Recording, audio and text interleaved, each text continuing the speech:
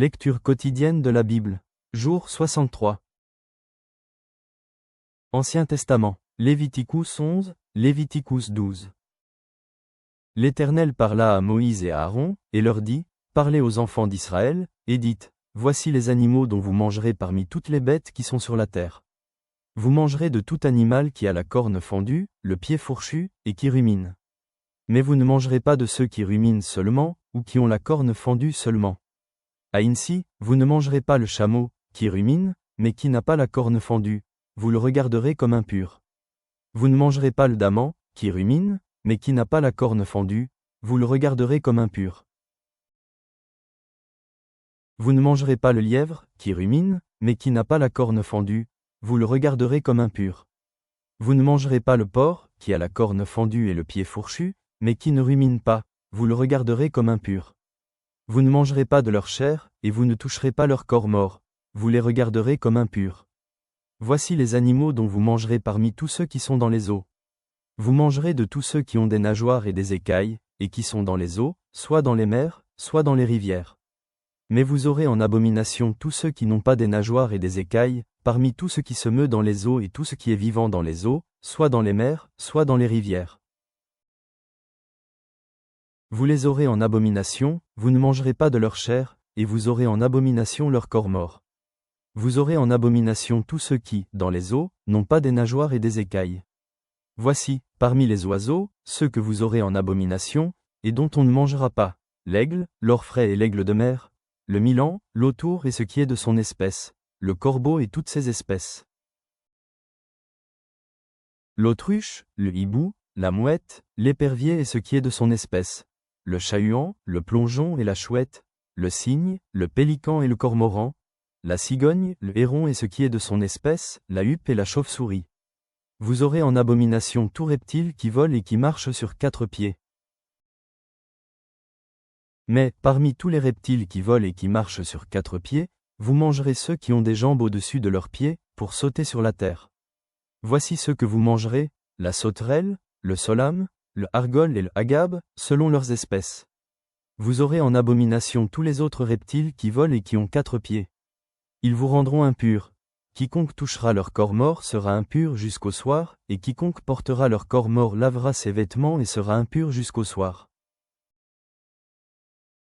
Vous regarderez comme impur tout animal qui a la corne fendue, mais qui n'a pas le pied fourchu et qui ne rumine pas. Quiconque le touchera sera impur. Vous regarderez comme impurs tous ceux des animaux à 4 pieds qui marchent sur leurs pattes.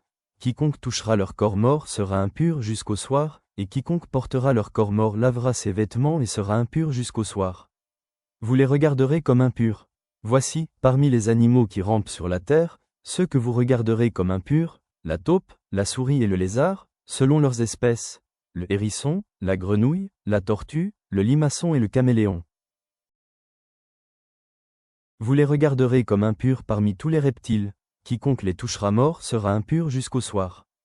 Tout objet sur lequel tombera quelque chose de leur corps mort sera souillé, ustensiles de bois, vêtements, peaux, sacs, tout objet dont on fait usage. Il sera mis dans l'eau et restera souillé jusqu'au soir, après quoi, il sera pur. Tout ce qui se trouvera dans un vase de terre où il en tombera quelque chose, sera souillé, et vous briserez le vase. Tout aliment qui sert à la nourriture, et sur lequel il sera tombé de cette eau, sera souillé, et toute boisson dont on fait usage, quel que soit le vase qui la contienne, sera souillé. Tout objet sur lequel tombera quelque chose de leur corps mort sera souillé. Le four et le foyer seront détruits, ils seront souillés, et vous les regarderez comme souillés. Il n'y aura que les sources et les citernes, formant des amas d'eau, qui resteront purs, mais celui qui y touchera de leur corps mort sera impur. S'il tombe quelque chose de leur corps mort sur une semence qui doit être semée, elle restera pure. Mais si l'on a mis de l'eau sur la semence, et qu'il y tombe quelque chose de leur corps mort, vous la regarderez comme souillée. S'il meurt un des animaux qui vous servent de nourriture, celui qui touchera son corps mort sera impur jusqu'au soir. Celui qui mangera de son corps mort lavera ses vêtements et sera impur jusqu'au soir, et celui qui portera son corps mort lavera ses vêtements et sera impur jusqu'au soir. Vous aurez en abomination tout reptile qui rampe sur la terre, on n'en mangera point. Vous ne mangerez point, parmi tous les reptiles qui rampent sur la terre, de tous ceux qui se traînent sur le ventre, ni de tous ceux qui marchent sur 4 pieds ou sur un grand nombre de pieds. car vous les aurez en abomination. Ne rendez point vos personnes abominables par tous ces reptiles qui rampent, ne vous rendez point impurs par eux, ne vous souillez point par eux. Car je suis l'Éternel, votre Dieu, vous vous sanctifierez, et vous serez saints, car je suis saint. Et vous ne vous rendrez point impurs par tous ces reptiles qui rampent sur la terre. Car je suis l'Éternel, qui vous ai fait monter du pays d'Égypte, pour être votre Dieu, et pour que vous soyez saints, car je suis saint. Telle est la loi touchant les animaux, les oiseaux, tous les êtres vivants qui se meuvent dans les eaux, et tous les êtres qui rampent sur la terre, afin que vous distinguiez ce qui est impur et ce qui est pur, l'animal qui se mange et l'animal qui ne se mange pas. L'Éternel parla à Moïse, et dit, « Parle aux enfants d'Israël, et dis, lorsqu'une femme deviendra enceinte, et qu'elle enfantera un mâle, elle sera impure pendant 7 jours. Elle sera impure comme au temps de son indisposition menstruelle. Le 8e jour, l'enfant sera circoncis. Elle restera encore 33 jours à se purifier de son sang. Elle ne touchera aucune chose sainte, et elle n'ira point au sanctuaire, jusqu'à ce que les jours de sa purification soient accomplis. Si elle enfante une fille, elle sera impure pendant 2 semaines, comme au temps de son indisposition menstruelle. Elle restera 66 jours à se purifier de son sang. Lorsque les jours de sa purification seront accomplis, pour un fils ou pour une fille, elle apportera au sacrificateur, à l'entrée de la tente d'assignation, un agneau d'1 an pour l'holocauste, et un jeune pigeon ou une tourterelle pour le sacrifice d'expiation. Le sacrificateur les sacrifiera devant l'Éternel, et fera pour elle l'expiation, et elle sera purifiée du flux de son sang. Telle est la loi pour la femme qui enfante un fils ou une fille. Si elle n'a pas de quoi se procurer un agneau, elle prendra 2 tourterelles ou 2 jeunes pigeons, l'un pour l'holocauste, l'autre pour le sacrifice d'expiation. Le sacrificateur fera pour elle l'expiation, et elle sera pure. Nouveau Testament, Marc 12 sur 13-27. Ils envoyèrent auprès de Jésus quelques-uns des pharisiens et des hérodiens, afin de le surprendre par ses propres paroles.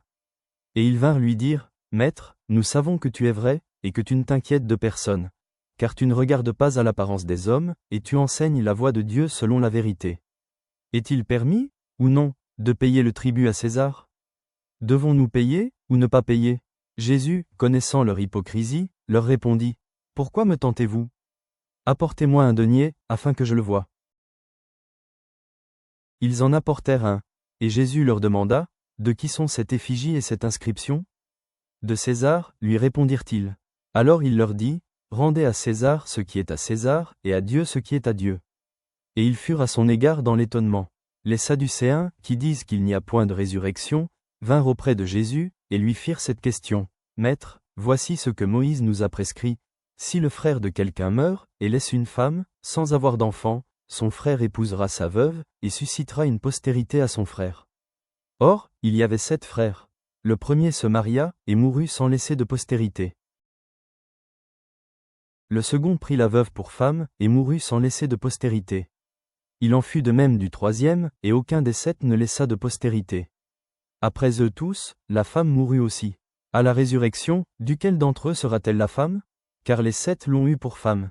Jésus leur répondit, « N'êtes-vous pas dans l'erreur, parce que vous ne comprenez ni les Écritures, ni la puissance de Dieu? Car, à la résurrection des morts, les hommes ne prendront point de femmes, ni les femmes de Marie, mais ils seront comme les anges dans les cieux.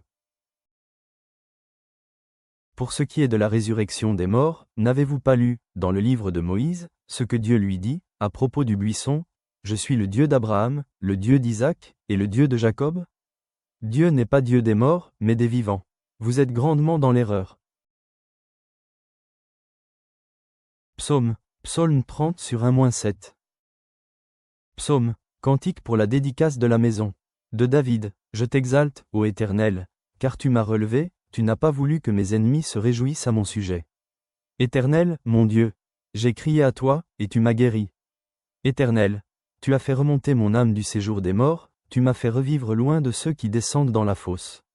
Chantez à l'Éternel, vous qui l'aimez, célébrez par vos louanges sa sainteté. Car sa colère dure un instant, mais sa grâce toute la vie. Le soir arrivent les pleurs, et le matin l'allégresse. Je disais dans ma sécurité, je ne chancellerai jamais. Père céleste, nous te remercions pour les enseignements que nous trouvons aujourd'hui dans ta parole. En méditant sur les lois de pureté du Lévitique, Aide-nous à reconnaître l'importance de vivre une vie mise à part pour toi, en embrassant la sainteté à laquelle tu nous appelles.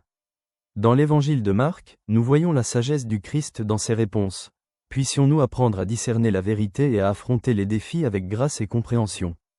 Comme le psalmiste dans le psaume 30, que nos cœurs se réjouissent de ta délivrance et de ta fidélité, sachant que dans nos moments les plus sombres, tu apportes la joie et la restauration. Que ta sagesse guide chacun de nos pas. Amen.